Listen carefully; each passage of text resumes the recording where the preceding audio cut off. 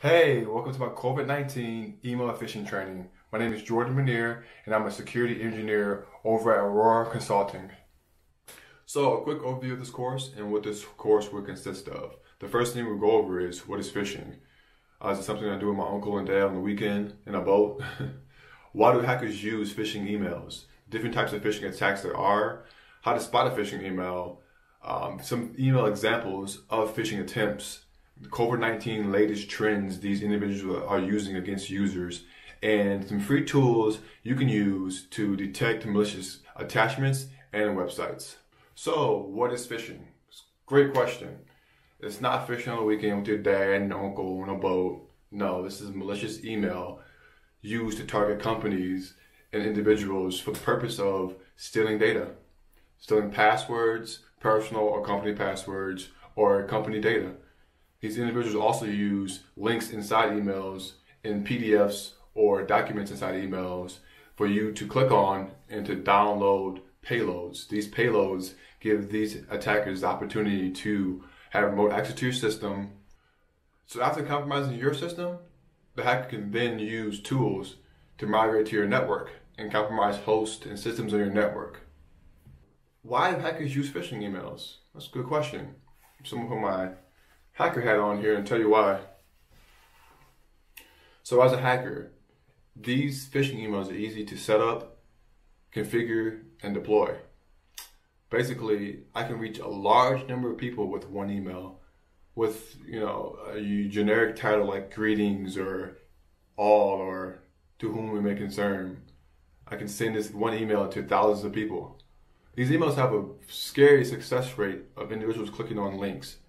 So I can put inside the email a payload, maybe a PDF or a link to a website that has my payload on it. So if you click on this link, it'll download my payload. Or a link to a website, like I can copy Facebook and put their login screen in a link and have you enter your login information and steal that information from you. So as users, you have to be very careful and to pay attention to these emails that are coming in and make sure they are legitimate. So now let's look at different types of phishing attacks. The first one is spear phishing. Spear phishing is basically just a target attack on one individual. This could be someone high up with a lot of information or just any reason why the attacker may want to attack this one person. The second is whaling. Whaling is a attack used for high up level individuals in the company, maybe CEO, CFO, something like that. This attack is targeted at executives. Smishing and vishing. These are pretty new. So smishing is basically SMS texting phishing attack. These texts are constructed just like emails in the malicious manner to steal data, either passwords or personal data, stuff like that. And vishing is the same way.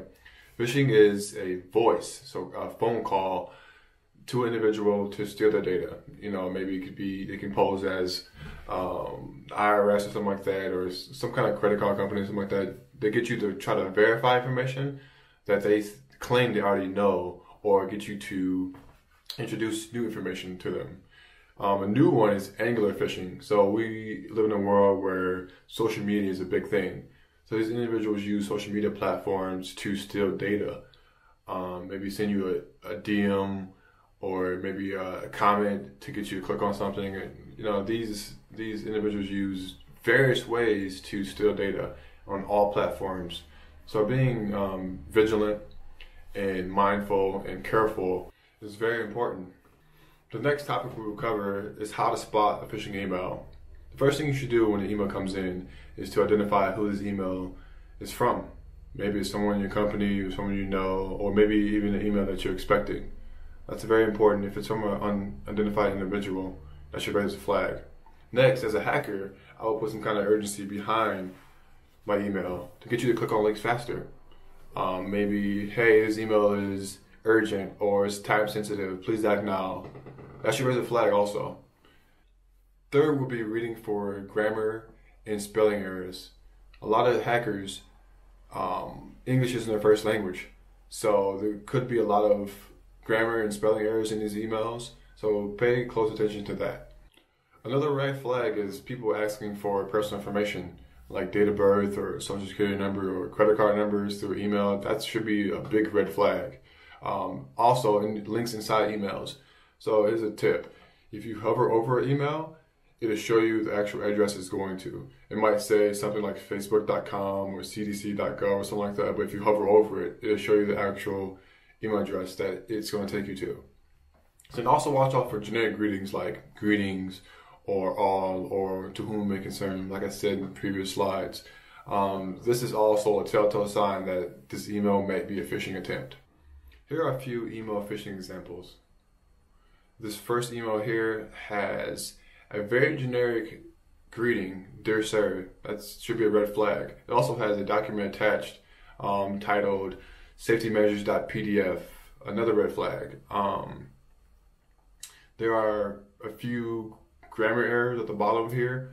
As you can see, shortness of breath, there's a comma and the word and between breathing difficulties and shortness of breath. That shouldn't be there. So stuff like that you should, pay attention to, look closely to, and, to determine if these emails are legitimate or phishing attempts.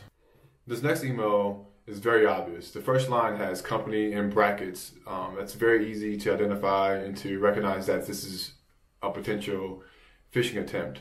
Next line has a link in it. The last line on the first paragraph has current date in brackets. So this is an attempt to use generic template to include company information and send it out to a bunch of people. Apparently they didn't do that with this email and they sent it out without filling in the right information. This is a very easy phishing attempt to spot. This next email is a great example of another malicious link. If you hover over the link at the bottom, it'll show a totally different site than what's displayed in the actual email. So this one says it's coming from CDC, has some new information that it wants to show you. Please click the link. This link could, send you to a site that downloads a payload to your machine. Could be a credentials stealing link or something like that. So it's another example of, a great malicious link included in email. So be careful. Make sure you pay attention to what emails are coming in, and definitely use the trick of hovering over emails. Now let's look at COVID-19 phishing email trends. One of the biggest trends I'm seeing right now in the wild is dealing with stimulus check. So a hacker will construct an email maliciously in order to steal information from you in regards to the stimulus check. So he puts together an email saying, hey, I need information from you, like your bank account, your social security number, to verify those so I can send you this check. So be on alert for emails like that. Another one I've seen is COVID-19 vaccines. So emails from the CDC stating that we have a vaccine ready, we need your information to be able to provide you this vaccine. That's another one I'm seeing. Even healthcare providers stating that there's a vaccine ready, we need your information. Emails from the CDC.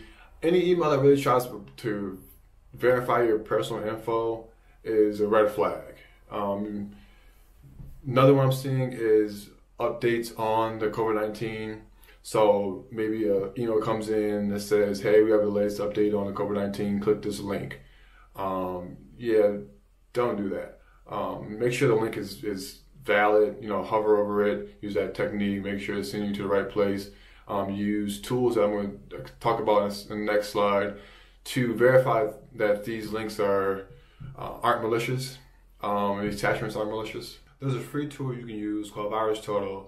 This tool allows you to check the validity of emails that have links and attachments included in them. So you take that link or attachment and you copy and paste it inside the tool. This tool then checks its database for any malicious activity related to that tool. So please use this tool when you have an email, a phishing email that's in question. Thank you for attending this training module. I hope you enjoyed it. Please feel free to contact us. Our email, phone number, and link to our website should be included with this video. Allow us to help secure your data and systems. Thanks.